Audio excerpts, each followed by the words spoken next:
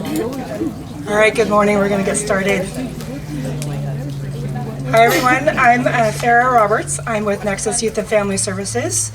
I'm an associate director, and I oversee the Amador and Calaveras CASA programs and the new Nexus Youth Center in Valley Springs, and a few other programs. This Light of Hope event is now our 9th annual, so I'm happy to invite everybody here today. Every April, we pause as a community to shine the light on something that touches all of us, even when we cannot always see it. Child Abuse Prevention Month is not simply a time of awareness, it's a call to action, a reminder that the safety and well-being of our children is not the responsibility of any one family, one teacher, or one agency. It belongs to all of us. This morning, as we begin this day, we do so with intention.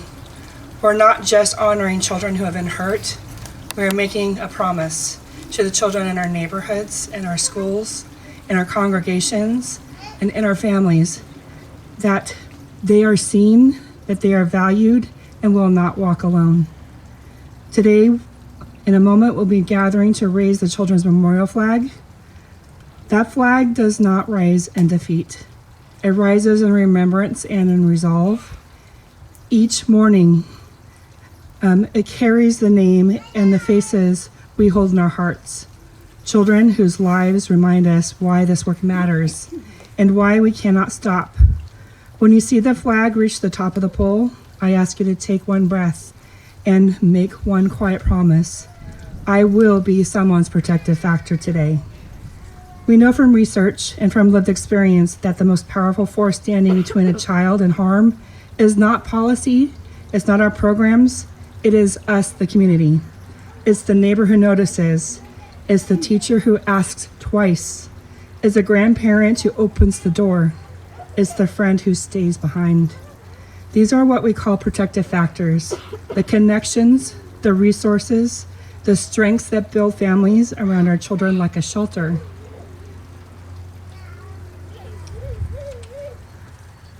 So we invest in all of these things. We do not just reduce risk, we build something lasting. We build belonging. The color blue surrounds us today in pinwheels and the clothes we wear and on the doorsteps and lawns throughout our community. The blue is a symbol of calm, of clarity, and of the bright futures each child deserves. But symbols only hold meaning if they're backed by action. So today, as this day opens before us, I want to ask you, who is our village? Whose children are we watching over? What neighbor might need a kind word, a meal, a hand, not because anything is going wrong, because it's what community does. The greatest prevention is not intervention after crisis, it's the connection. I'd like to invite Kate up to, she's up to speak for a little bit about the Advocacy Center. I'm walking away from bowling. Awkward. Hi, my name is Kate Krachek. I'm a child advocate here at the CAC. I've been here for a year next Wednesday, and it's honestly made a huge impact on my life to become an advocate, to be able to work with such a great team between Shaylin and I and the CCC. Robin Carter is amazing. And also building relationships by going to STAR meetings, things like that, where we can figure out where the need is and how we can offer resources. And so I'm still learning, and all of these meetings have helped me, build connections, and that's what we're about. I'm also happy to see the Wellness Center here. They have been really referring amazing children to me, and I'm just proud to be able to be an advocate and mentor. We also do forensic interviews here. We're the only person or place in the county that offers that, and it's really important so that we can also add comfort during that time. So I'm probably leaving things out, but I'm very thankful to be here, and I'm thankful to have everyone here. It looks like we do have a huge team of support, and that makes me feel really, really happy to be able to do what we're doing. So I appreciate everyone for taking the time and coming out today. And woo!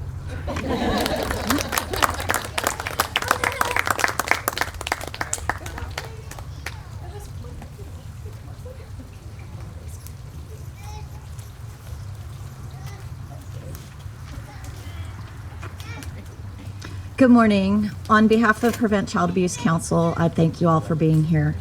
We gather here today in memory of children whose lives were cut short by abuse and neglect.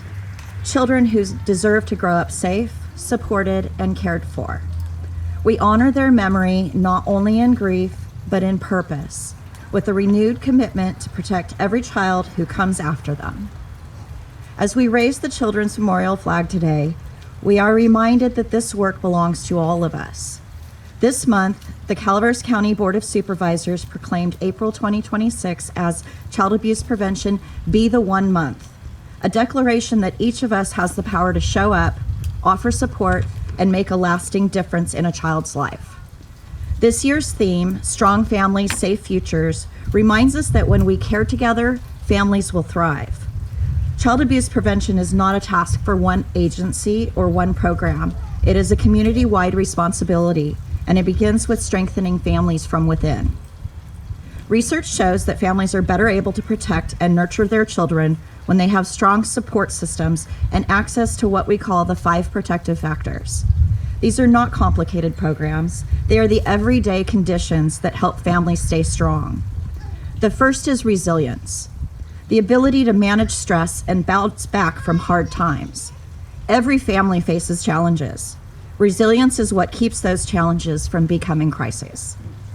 The second is relationships, positive connections with family, friends, neighbors, and community members who offer support. No parent should feel alone. Connection is protection. The third is knowledge of parenting and child development, understanding what children need at every stage and using positive parenting practices. When parents have accurate information and support, they parent with more confidence and less frustration. The fourth is concrete support in times of need, access to food, housing, healthcare, and other essential services during a crisis. When families can meet basic needs, the risk of maltreatment drops significantly. And the last is social and emotional competence, helping children express their emotions in healthy ways and build those positive relationships. Children who feel safe communicating with trusted adults are children who are safer from harm. These 5 factors are not luxuries. They are the protective foundation that every child deserves, and every one of us can help build them. So what does it mean to be the one? It means checking on a neighbor who seems overwhelmed, mentoring a child in your community, connecting a struggling family to services before a crisis takes hold. It means refusing to look away.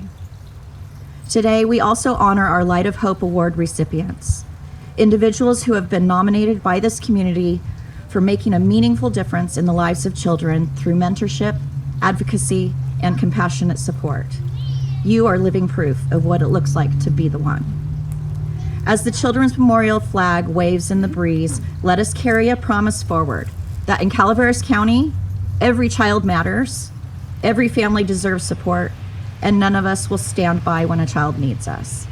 Together, we can ensure that every child in our community grows up safe, supported, and thriving. Thank you.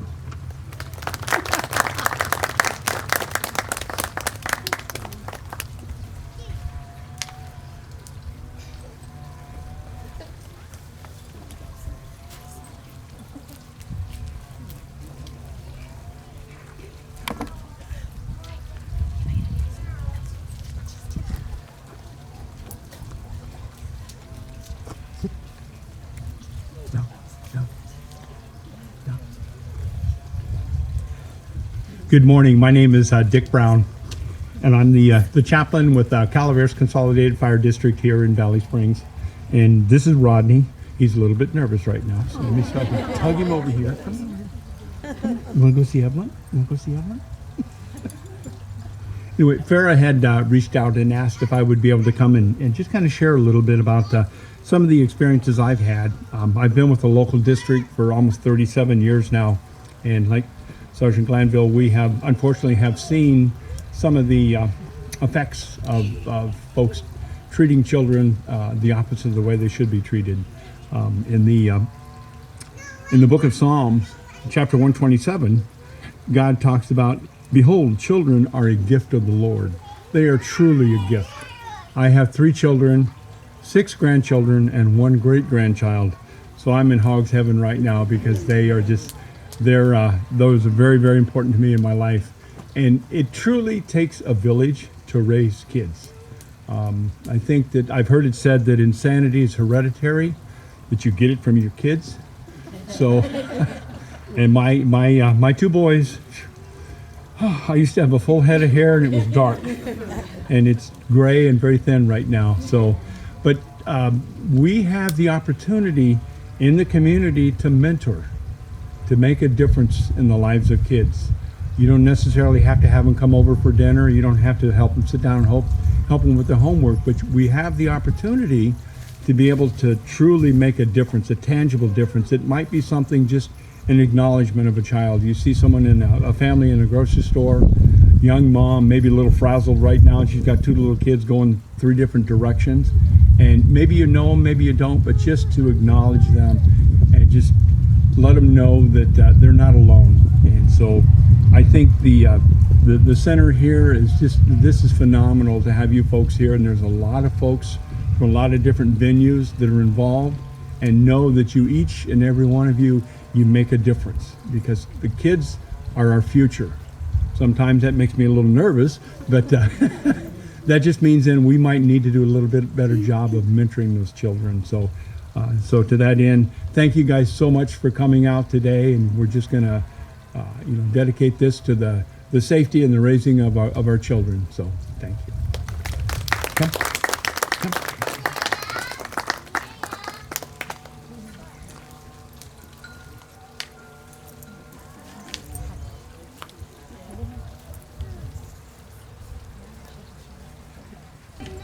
Good morning, everybody.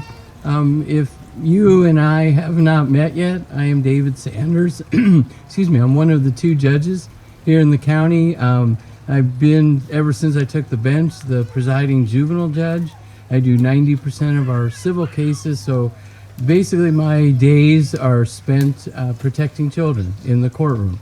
I do the dependency, which is the CPS calendar.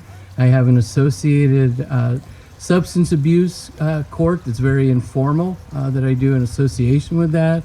I do juvenile justice, I do family law, I do domestic violence, I do guardianships, I do adoptions. So when people hear how many calendars I have and they say, how do you keep it all straight? Everything centers around protecting children, as does everything you all do. Part of what I get to do that really is nice is this. And every year I really look forward to getting to be the one who honors this year's Light of Hope honorees. I've been doing this 5 or 6 years at least, and it's incredible the wide range of who gets nominated by friends, by peers, by colleagues, and who's awarded. There have been CASAs, there have been foster parents, there have been teachers, there have been law enforcement officers. It's the entire gamut of all of you and everyone that we all deal with. So that's enough about me. Let's honor this year's. And the Light of Hope goes back to the Be the One. If someone's the one, they're shining a light for a child. And that's what the Light of Hope is. And if any of you ever are in my court during dependency, I have a ceramic candle that we turn on, hoping that maybe the court will help to be the one as well. So our first honoree today, if you could come up when I call your name and be recognized, Julia Calton.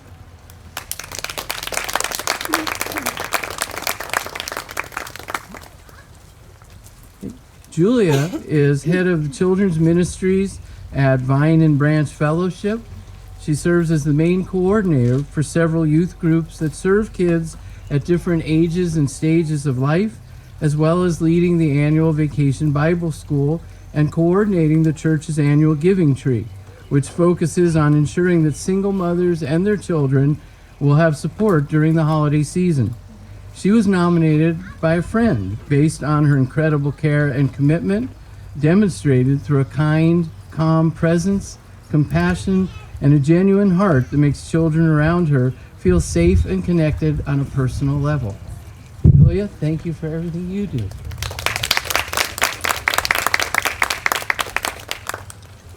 Caitlin Spears.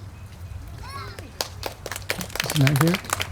Caitlin has a lot of responsibilities and could not make it, but let me tell you that Caitlin is a detective with the sheriff's office who over the past year has dedicated over 150 hours specifically to child crime investigations, including detailed and trauma-informed forensic interviews, investigating internet crimes against children cases, and preparing multiple comprehensive search warrants for electronic devices and child abuse-related investigations that have been instrumental in uncovering critical evidence that strengthened prosecutions and ensured accountability, resulting in multiple suspects currently facing prosecution with approximately 100 years of potential incarceration across those cases. Equally important is the manner in which she conducts her investigations involving child victims, reflecting professionalism, sensitivity, and an understanding of the long-term impact these cases have on the victims, building trust and building a sense of justice and closure for the victims and their families. She was nominated by her supervisor, who felt that her outstanding service and dedication to justice were truly deserving of recognition. So let's hear it for Caitlin. If I could have 3 people come up at once: Bobby Joe Oliver, Sue McDaniel, and Jennifer Whaley.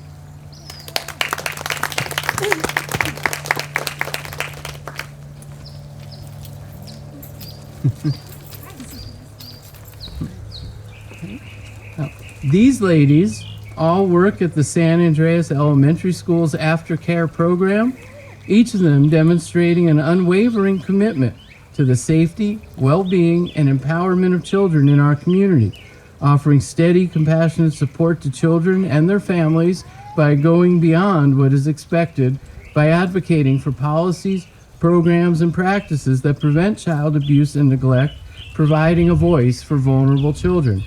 Just as importantly, they create a safe, nurturing environment where children feel valued, protected, and genuinely cared for, while also mentoring them and helping them grow.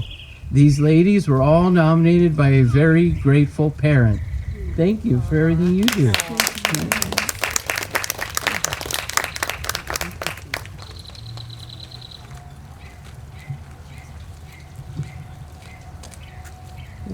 Gwendolyn Barnes.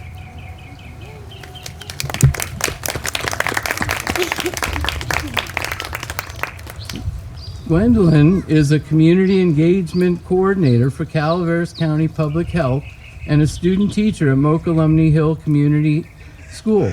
She was instrumental in supporting the recently revitalized Moke Hill Community Garden, creating a space where children feel safe, seen, heard, and able to learn new skills that improve their confidence, physical health, and mental well-being. Many children see Ms. Gwen as a ray of light in their day, knowing they can talk to her and get support that often is not readily available at home. Children see her and have that unmistakable reaction to an adult who truly is interested in their lives and their well-being. Not surprisingly, Gwen is pursuing a multi-subject teaching credential with a goal of becoming an elementary school teacher to continue benefiting the children in our county. Gwen was nominated by a colleague. Thank you. Very easy. You thought you were done coming up here, but Kate Krechik.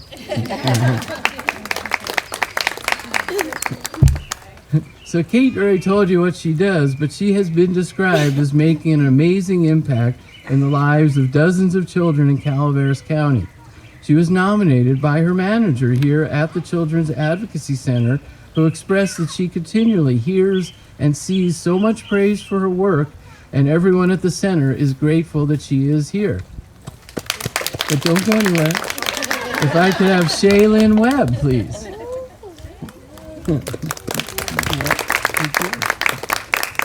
Shaylin is the manager, who in turn was nominated by Kate, who describes her as an astounding and empathetic child advocate who makes children feel safe and heard, and always with a smile. Thank you for everything you do. Linda Jo. Linda Jo Rodriguez is a social worker with Calaveras County Child Welfare Services after many years as an integral member of the substance abuse team at Calaveras County Behavioral Health. Linda Jo was nominated by 2 co-workers who described seeing her every day helping parents on their difficult journeys, seeking reunification with their children, with non-judgmental empathy and patience, always going above and beyond her duties and expected hours, respecting the confidentiality of her cases. The description by those coworkers was kept light and generic, although one of them did call her a 60-year-old hard worker who's kicking butt. And I'm thinking you'd probably have been okay if they kept confidential the 60-year-old part. Thank you for everything you do. And Christina Pennell. Yes.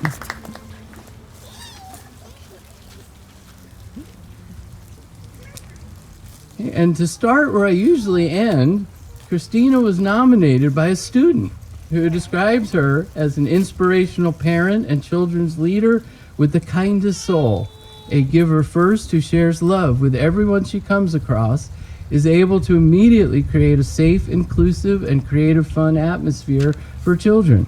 She is a role model during her weekly free-to-attend Wiggle and Read story times.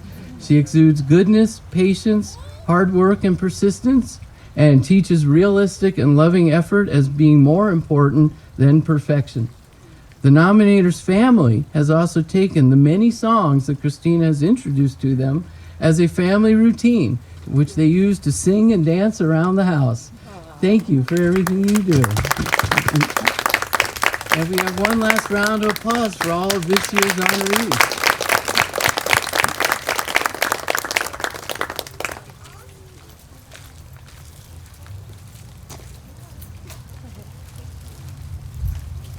Hi, everybody. I'm Robin Carter. I'm the director of the Advocacy Center and the Crisis Center. I'm sitting back and I'm listening to what everybody's saying, but I'm listening to what's going on behind us. I'm listening to the birds. I'm listening to the quiet, if you can not listen to the traffic. But I'm remembering the reasons why we have the Advocacy Center here. It is very hard for these littles in our community to go through the trauma that they have gone through. But what an amazing environment for them to come to when they have to meet with Kate and have advocacy, when they do have to come here and have a forensic interview. My staff makes cookies for them. We try to do everything we can to make it a very light, fun environment for what they are going through. I am very, very proud and I'm very honored to step into this role, to take Kelly's place, because it was a very big role for me to step into. I'm very amazed for all of our community partners who come out here and take their time in our community, in our adjoining counties, that help us with these children. I just want to remind everybody that it's not just the month of April that we need to be aware of those kids in our community. We need to have our eyes and ears open all of the time. As Judge Sanders said, parents do get stressed out and might not always say the right things and might need some help. And we're those resources in that community, right? We're those resources that can step in and say, hey, we know some place that you can go to. Here's a number for you to call. So I want everybody just to step back and thank themselves and pat themselves on the back for all the amazing work that they do. Thank you all for coming out here today and being part of this. If you have not had a tour of inside the center, please do so. Grab one of us, myself, Kate, or Shaylin. We'd love to give you a tour. We have some food and some drinks inside. So thank you very much for being here today. I don't know if there's anybody else that would have anything that they would like to say, but just thank you for being here today.